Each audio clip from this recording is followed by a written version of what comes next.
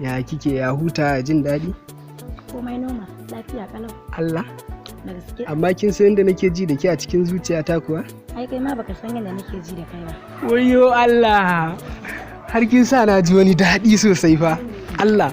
Haka ni ma, daɗin da na ji ma ina gani. Ni da a ce in yi rashin ki. Allah da a ce in yi rashin ki a rayuwa gwara a ɗaga ni kawai a jefa ni a ruwan dalma. Kawai in tabbatar ba na rayu. Ta in babu kai, ni ma rayuwar ma ko kaɗan mazan masu. Shege ɗan magajiya.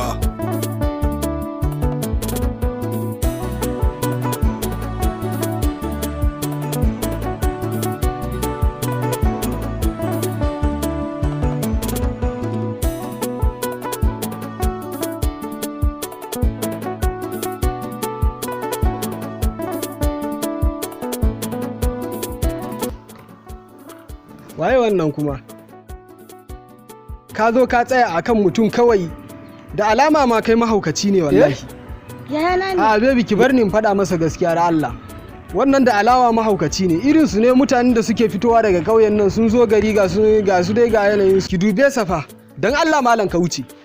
Malam ka wuce ka bar nan na ce. Kai? Aha. Yaya? Ka wuce ka bar nan.